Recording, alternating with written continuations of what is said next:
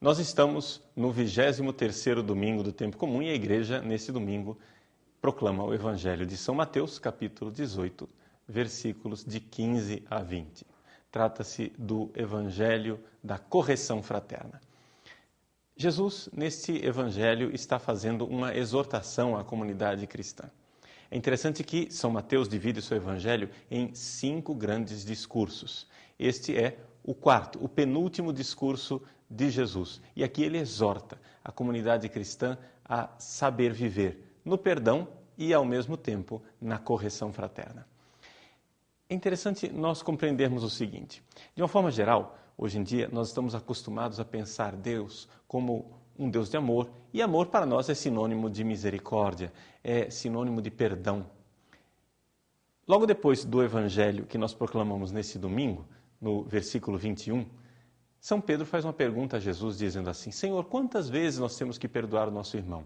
Até 7 vezes? E Jesus diz, não somente 7 vezes, mas 70 vezes 7 vezes. Ou seja, o perdão de Deus é muito grande. E é esta a imagem que nós estamos acostumados. Nós estamos acostumados com a imagem de Deus bondosa, misericordiosa e compassiva. Mas o Evangelho de hoje nos mostra que o amor de Deus não se exerce somente no perdão e na tolerância. Muitas vezes o amor de Deus se manifesta também na correção. Jesus diz, se teu irmão peca contra ti. Aqui nós precisamos então pedagogicamente passar por passos para corrigir o nosso irmão. É como Jesus exorta na sua pregação que nós devemos corrigir o nosso irmão. É o que nós vimos na primeira leitura do profeta Ezequiel. Eu, na minha pregação, devo fazer o possível para que as pessoas mudem de vida. Jesus também quer isto. E assim, gradualmente, eu primeiro exorto o irmão sozinho, depois com 2 testemunhas, depois com toda a comunidade. E se esta pessoa não se converte, eu devo tratá-lo como um pagão. Isso talvez nos escandalize. Nós ficamos pensando, mas padre, onde é que fica a misericórdia? Onde é que fica a compreensão? Onde é que fica a tolerância? Bom, você que talvez seja um pai ou uma mãe de família, você sabe que existe uma forma muito concreta de nós amarmos os nossos filhos, que é a correção. É colocando limite nas crianças. Porque se nós deixarmos as crianças fazerem o que elas quiserem, elas irão se fazer mal e fazer mal a toda a família. Assim também é o que Jesus está dizendo. Corrija. Corrija pedagogicamente, gradualmente. Primeiro você sozinho, depois 2 irmãos, depois a comunidade inteira. Você corrige as pessoas que pecaram. Mas se elas não se converterem, se elas mostrarem dureza de coração, se elas mostrarem que não querem se converter, então seja duro também com elas.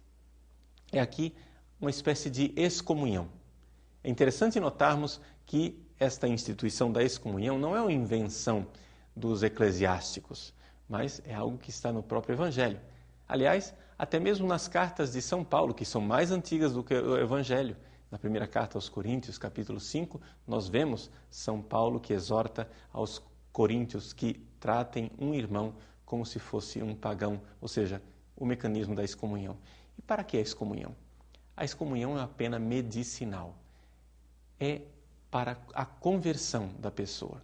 Medicinal em 2 sentidos. Primeiro, porque afastando aquela pessoa que caiu na heresia, na desobediência, na falta de conversão, nós estamos de alguma forma separando a maçã podre para que as outras maçãs não apodreçam também.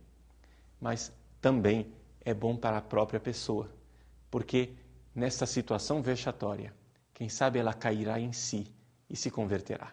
Um pouco como o filho pródigo, que ao se afastar do pai, finalmente pensa, puxa vida, na casa do meu pai, até os empregados são mais bem de vida do que eu. Esta é a lição do Evangelho de hoje. Jesus quer nos ensinar neste Evangelho que existe uma forma de amar, que não é somente uma misericórdia e um perdão que a toda prova tudo tolera e tudo suporta. Não. Muitas vezes existe uma forma exigente de amar, um amor exigente, uma forma de amar os outros que diz, espera lá, tem limites para o seu próprio bem.